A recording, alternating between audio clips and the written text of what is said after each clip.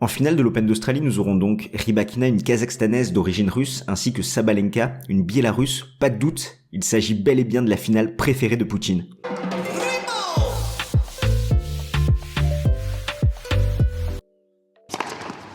La 20e fut la bonne pour Aryna Sabalenka, sachant qu'avant l'Open d'Australie, elle avait participé à 19 majeurs et elle n'avait jamais atteint la moindre finale alors qu'elle a déjà été numéro 2 mondial.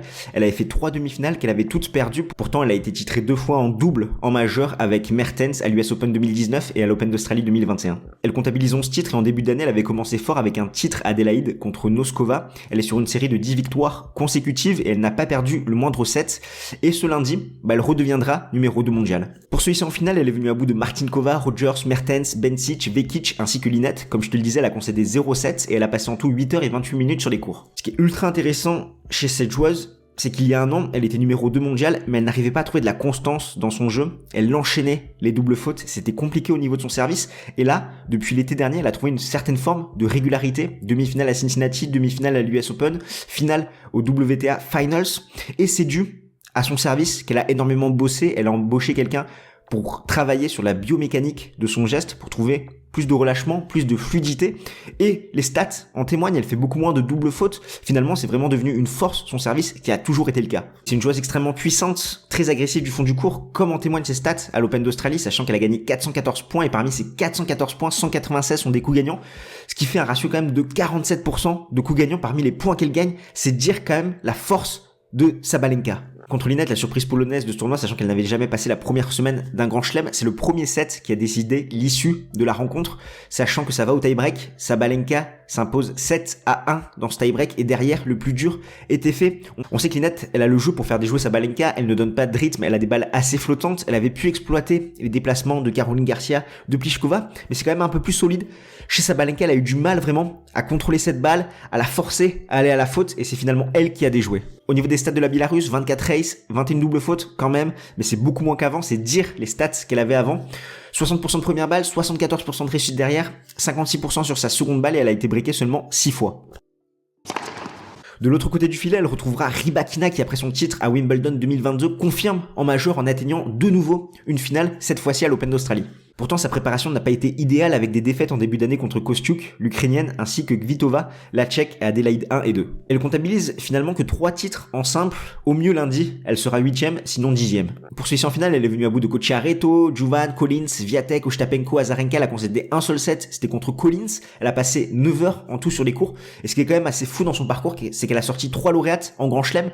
Ostapenko, Azarenka, Swiatek et une finaliste, notamment à l'Open d'Australie 2022, Collins. Sa demi-finale contre Azarenka, ça a été vraiment un match compliqué. Rybakina mène 5-3 avant de se faire remonter, de devoir sauver 3 balles de break à 5 partout. Comme pour Sabalenka, le premier set a été décisif. Derrière, on sait qu'Azarenka a beaucoup puisé dans ses réserves, ça a été compliqué. L'enchaînement, même si elle a fait un très bon premier set, Rybakina a pu dérouler dans le second set. Ce qui est assez fou, c'est que Rybakina a passé seulement 58% de première balle. Elle a joué contre l'une des meilleures relanceuses.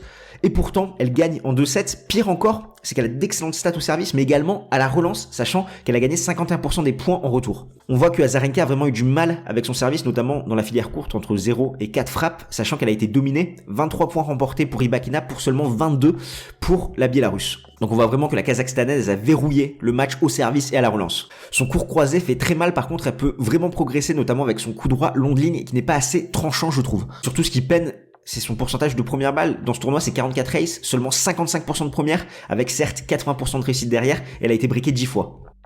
Au niveau des confrontations, il y a 3-0 pour Sabalenka, mais à chaque fois, ça s'est joué en 3-7 où la Biélorusse a pris le premier set.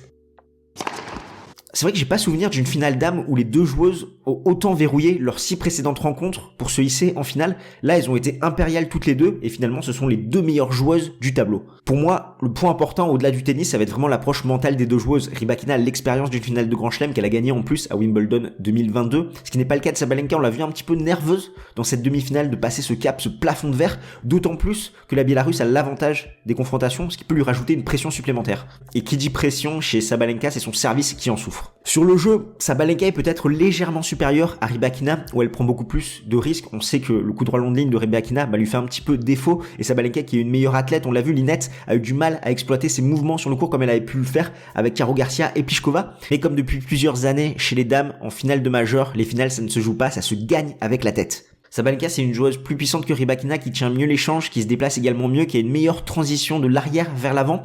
Par contre, Rybakina, là où elle est plus forte, c'est au niveau de son service, elle sert beaucoup mieux. Elle trouve plus d'angles également du fond du court et je pense qu'elle aura peut-être un léger avantage mental par rapport à l'expérience qu'elle a déjà en majeur. Honnêtement, j'aimerais pas être à la place de la balle. Dans ce match, ça va cogner très très fort et la joueuse qui va s'imposer, c'est celle qui aura réussi à être la plus solide mentalement, ce qui veut dire servir très bien et également profiter des lacunes de son adversaire au service avec un petit peu de tension, de nervosité, mettre la pression pour faire jouer un coup en plus et pourquoi pas finir le point au filet. Au niveau de mon pronostic, je donne l'avantage à l'expérience de Rybakina qui a déjà joué une finale de majeur, qui l'a gagnée en plus, et Sabalenka qui va peut-être être un petit peu trop nerveuse avec l'avantage des face-à-face, sa première finale en Grand Chelem. Ça peut être un match décousu en 3-7. Nous, on se retrouve ce vendredi soir à 20h30 en live et je t'invite à aller voir la preview de Joris sur le Tommy Paul Novak Djokovic pour voir s'il était dans le vrai ou non.